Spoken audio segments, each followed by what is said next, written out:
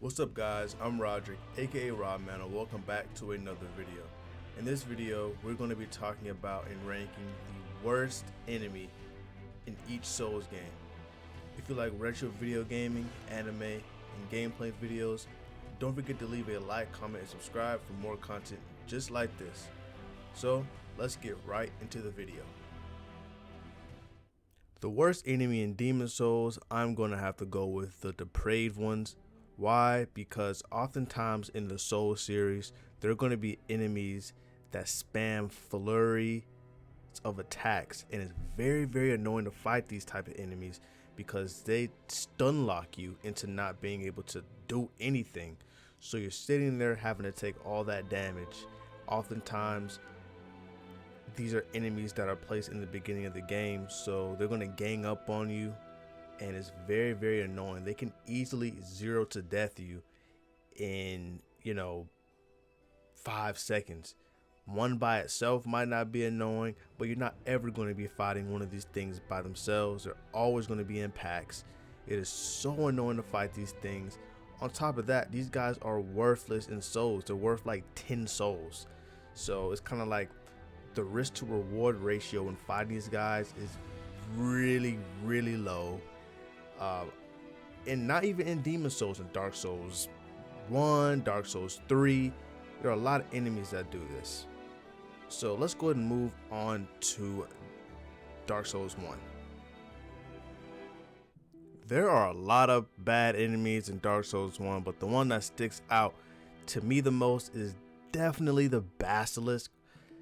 In the depths, my first playthrough of Dark Souls 1, I didn't go get the Master Key as my starting item, so I had to go to the depths and encounter the Basilisk. What makes these enemies so bad is the curse status effect. If you don't know what curse is in Dark Souls 1, what it does is if you get hit with curse, it instantly kills you.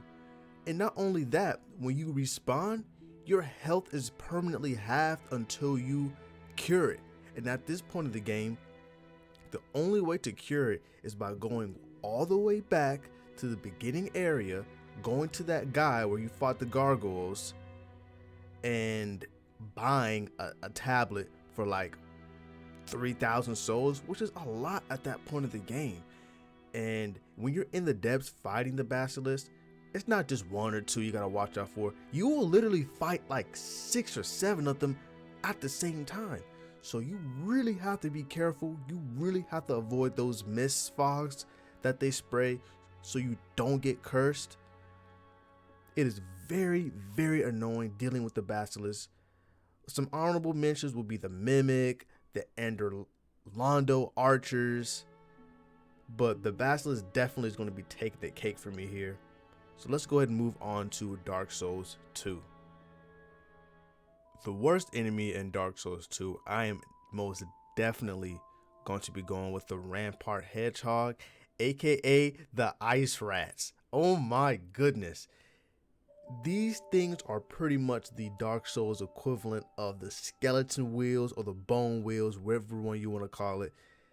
These guys will roll at you at top speed. Its tracking is actually kind of crazy. That was one thing about the skeleton wheels, is you could dodge them if you didn't get stun locked, but the Rampart Hedgehog, they will lock onto you and they will get at you fast. They will stun lock you. You got these things on top of the roof spamming at you. It's very annoying. This whole area is very annoying, and the Ice Rats don't make it no better.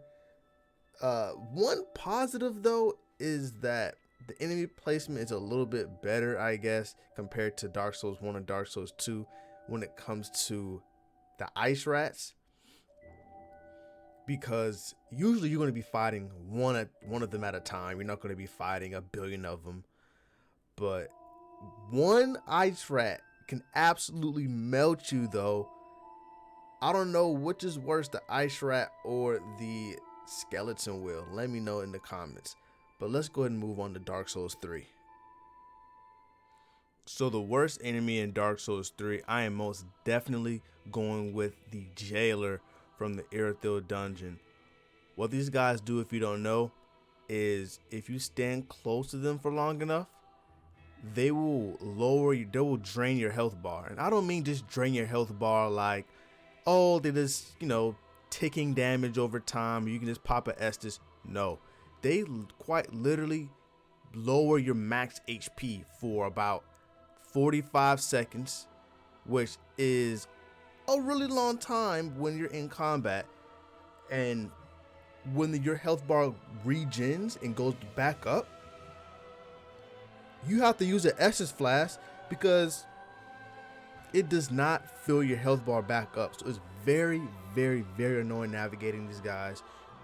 The layout of this area, the Erythil dungeon, you're going to be in close proximity with these guys. So you're not going to avoid getting hit by the status effect.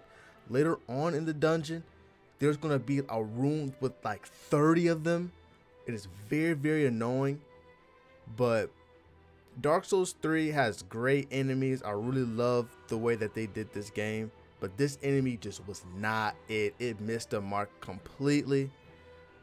But let's go ahead and move on to Bloodborne. So the worst enemy in Bloodborne is most definitely going to be the hunter that you fight with the minigun in the DLC. Now, hunter fights in Bloodborne are honestly, they're really cool. And I like the fact that you can fight other hunters and stuff, but they're very annoying and it's very difficult. And on top of the fact that you're fighting a guy with a freaking minigun, what he's going to be doing is he's going to chase you down and he's going to stun lock you. It's very annoying. The area that you fight him in is dark. You can't really see what's going on. Yes, you can cheese him and do this, that, and the third, but fighting him straight on is probably going to be the hardest fight of a regular enemy in the entire game. This guy's quite tanky at this point of the game because he is in the DLC, but fighting hunters with Gatling guns or miniguns where they can stun lock you is very, very annoying. There's one enemy in Bloodborne that has a minigun in, Old Yarnum and stuff like that, but you can cheese him quite easily. But this guy definitely takes the cake as the worst enemy in Bloodborne. So let's go ahead and move on to Sekiro. The worst enemy in Sekiro is honestly any enemy from the Sunken Valley because they all use guns, but more specifically the monkeys with the guns.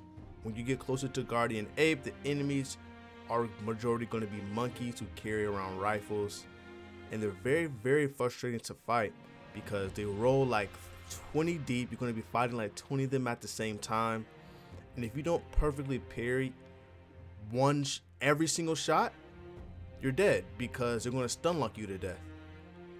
In Souls games, it's typically, the thing to have projectile enemies be very, very annoying to fight. But in other Souls games, there's more things that you can use to, counteract that, such as bow and arrows and things like that, or shields. You don't have shields in Sekiro. You don't have projectile weapons in Sekiro. So you're just gonna have to suck it up and just be a parry god. But other than that, the enemies in this game are actually very cool to fight. I love the monk type enemies, swordsman enemies. They're very, very cool. But the monkey with the guns is a complete miss. So let's go ahead and move on to Elden Ring. So the worst enemy in Elden Ring is definitely going to be the birds. Oh my goodness. If you thought the dogs were bad or the wolves were bad in the Souls games, imagine fighting the birds, especially in the City of Ash, because they throw explosives at you. They're really hard to hit. They're really fast. It's very annoying. It's very hard to hit them. And they just give you a really hard time playing this game. I was going to put the bear on this list, but the bear isn't really a bad enemy. He's just really tough to beat. But if you like this video, don't forget to leave a like, comment, subscribe for more content just like this. Rawman out. Peace.